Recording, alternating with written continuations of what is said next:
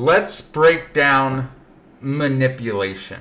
Manipulation is the action of persuading or convincing somebody in a clever or inconspicuous way. There are multiple types of manipulation, such as crowd, internet, or market manipulation. And we're going to talk about all these.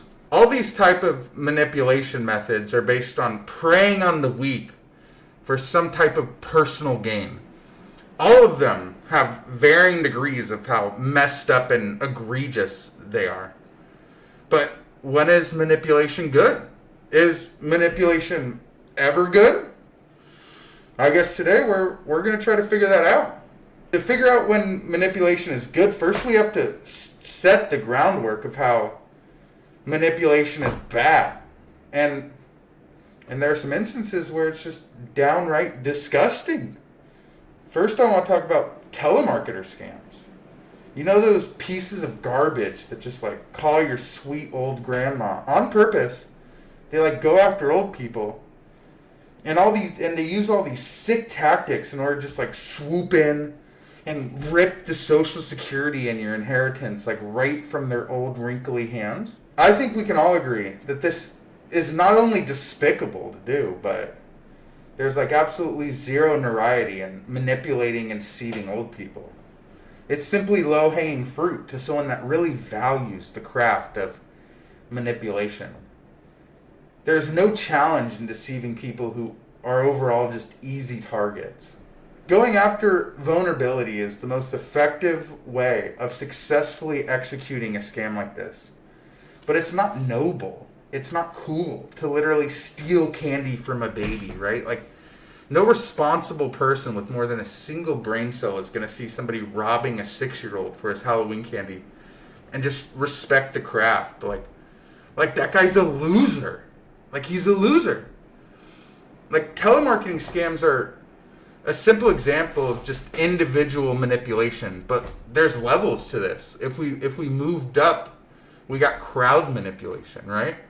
Crowd manipulation is the intentional use of tactics and techniques based on the principle of crowd psychology. This is used to engage control or influence over a group of people. This type of manipulation is common in religion, politics, business. Like, when I think of crowd manipulation, the first thing that comes to mind is cults. The premise of a cult is just crazy to me. It's one of the most depressing things that I can think of. Like, you're literally capturing these people at their most vulnerable, like when they have nowhere else to turn, with the false promises of like self-improvement or like whatever they're trying to sell you, but like you're actively making their lives worse. Or like, even once the gig is up, you just end their lives. Like, everybody knows the saying, like, don't drink the Kool-Aid. Like, that's rooted from a cult. Like, that cult was Jonestown cult, where like one man went up in flames, and then once he realized, like, oh shoot, my cult's coming to an end, he was like, let's throw a party. So he gathered all his cult people and he had them drink this poisonous concoction that unalived every single one of them. Like, that just goes to show that like these people, they have like zero regard for their followers' well-being, and they never even cared about them to start with. It's like absolutely crazy. But it gets worse. Like, I don't know how it can get worse than poisoning a bunch of people, but like, think about like internet and media manipulation. That's the act of altering a piece of media in order to make it look like something that it's just not. I was watching this Drew Gooden video, right? And it had like this AI picture right here, right? Of this woman, and you can see she just has a head and 2 legs, no torso. And it said something like one like, it's one prayer, you know? That's like a perfect example of like tame media manipulation. But this begs the question, like, who's falling for this? Like, who thinks this is real, you know? how bad can it get? If people believe this, then people will believe anything. I feel like using this manipulation tactic is just borderline harmless when it comes to just like fishing for likes, you know? It's enjoyable to make fun of these posts, but it's just harmless compared to the manipulations that the masses are led to believe.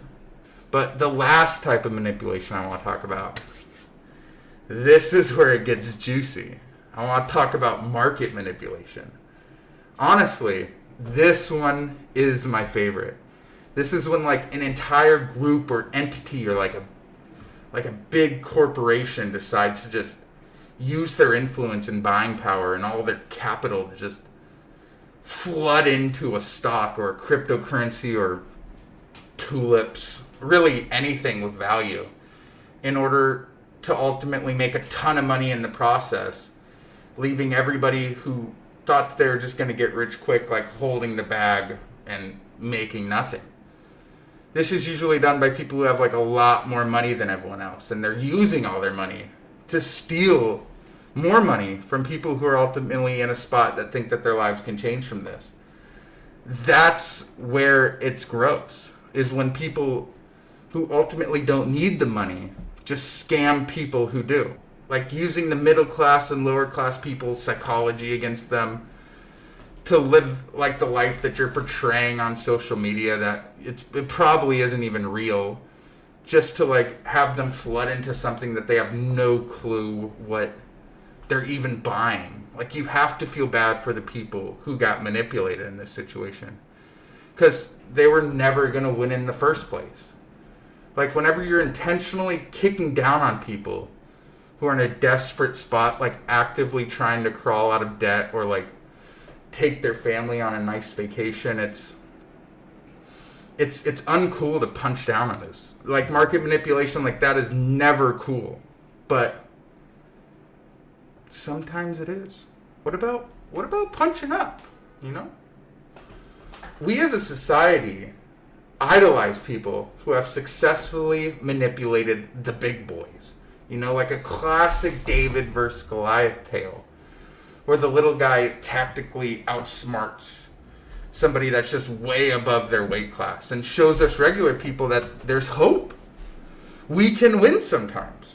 We idolize people in our society that are master manipulators, that use their smooth talk to just trick the big guys, just make them look silly. We love when the big guy loses. Do you guys remember like that GameStop craze? Like, here's a graft of that. You know, I'm going to pop it up. Here's a graft.